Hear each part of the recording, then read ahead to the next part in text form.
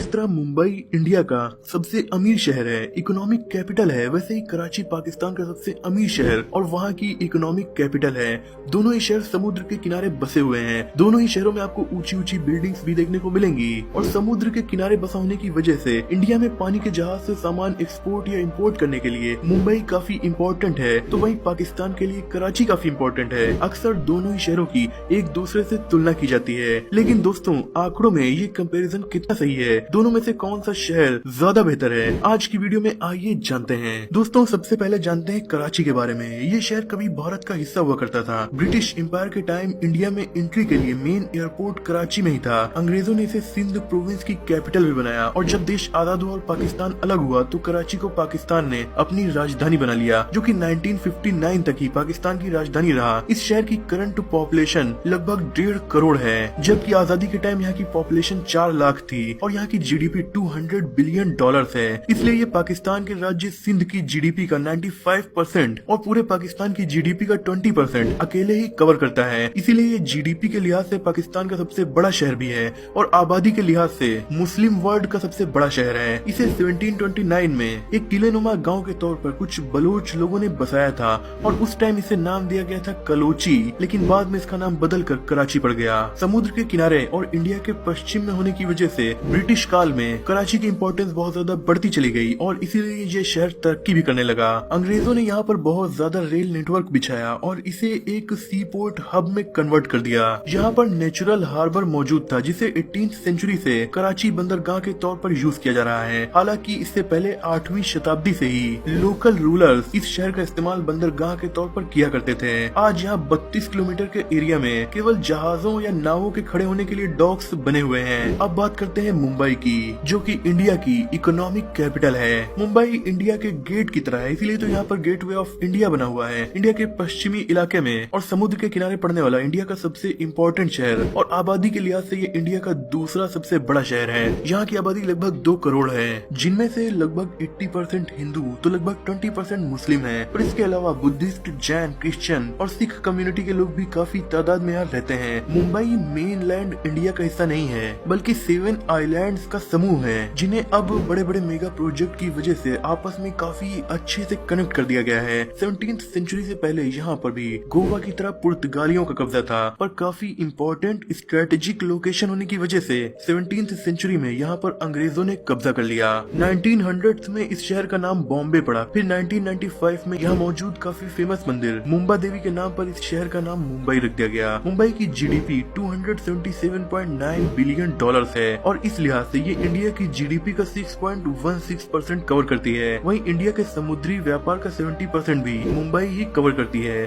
सबसे ज्यादा अमीरों के मामले में भी ये शहर दुनिया की नजरों में है। यहाँ रहने वाले 60,600 के करीब लोग मिलियनर हैं और 30 लोग बिलियनर हैं। इस लिहाज से ये दुनिया का 25वां सबसे अमीर शहर बन जाता है। इंडिया और दुनिया की सबसे बड़ी फिल्म इंडस्ट्रीज में से एक बॉलीवुड का सेंटर भी मुंबई ही है। इसी वजह से दुनिया के बेहद फेमस स्टार्स, चाहे वो शाहरुख खान हो, अमिताभ बच्चन या फिर सलमान खान, इन सभी के रेसिडेंस भी मुंबई में ही मौजूद हैं। मुंबई और कराची दोनों ही अरेबियन सी के किनारे बसे हुए शहर हैं, पर मुंबई समुद्र के किनारे इस तरीके से बसा हुआ है कि सी का रोल मुंबई के कल्चर में काफी ज्यादा नजर आता है और मुंबई में रहते हुए आप अक्सर खुद को समुद्र के पास या समुद्र के किनारे पाएंगे। लेकिन कराची समुद्र के किनारे बसा हुआ शहर जरूर है, पर जैसे जैसे ये शहर बड़ा होता गया और डेवलप होता गया, ये समुद्र से दूर डेवलपमेंट करता गया है और इसीलिए इसके ज्यादातर इलाकों में अगर आप होंगे तो आप खुद को समुद्र से दूर पाएंगे और समुद्र तक आने के लिए आपको थोड़ा एफर्ट करना पड़ेगा। मुंबई में रहने वालों की एवरेज इनकम 36,600 रुपए के करीब है। यहाँ सबसे कम कमाने वालों की एवरेज इनकम 9,260 रुपए है। वहीं सबसे ज्यादा कमाने वालों की एवरेज इनकम 1,63,000 रुपए के करीब है। वहीं कराची की बात की जाए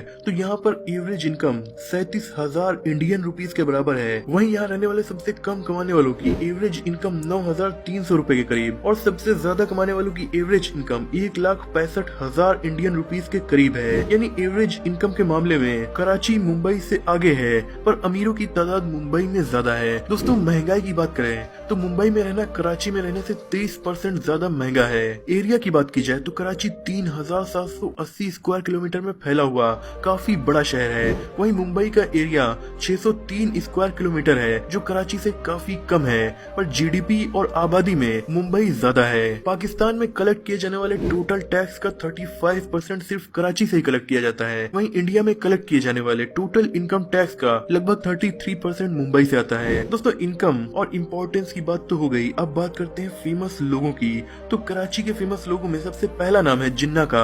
इनका जन्म भी कराची में हुआ था। इसके अलावा पाकिस्तान के बड़े नेता परवेज मुशर्रफ और Benazir Bhutto, famous actor Fawad Khan, Mahira Khan, cricketer Javed my dad, Shahid Afridi और दानिश कनेरिया जैसे फेमस लोग कराची से ही बिलोंग करते हैं। वहीं मुंबई की बात की जाए तो ये शहर भी फेमस लोगों की लिस्ट से भरा हुआ है, जिनमें से सबकी बात करना इस वीडियो में पॉसिबल नहीं है, पर उनमें से कुछ के बारे में मैं आपको बताता हूँ। इनमें है डॉक्टर भीमराव अंबेडकर, इंडिया के चौथे prime minister Morarji Desai, India के सबसे अमीर इंसानों में से एक मुकेश अंबानी, फेमस क्रिकेटर सचिन तेंदुलकर। इसके अलावा बॉलीवुड के बहुत सारे एक्टर्स जैसे सलमान खान, आमिर खान, रणबीर कपूर, अजय देवगन, सोनम कपूर इटसेट्रा जैसे फेमस लोग मुंबई शहर से ही बिलोंग करते हैं। अब दोस्तों बात करते हैं दोनों ही सिटीज में क्राइम रेट्स की, क्योंकि बड़े शहरों में बड़ी आबादी रहती है, बड़ा पैसा होता है, इसीलिए यहाँ क्राइम भी बड़ा होता है। मुंबई इंडिया की अंडरवर्ल्ड सिटी के रूप में बदनाम रही है और इंडिया का सबसे बड़ा डॉन और मोस्ट वांटेड दाऊद इब्राहिम मुंबई में ही रहता था। इसके अलावा छोटा राजन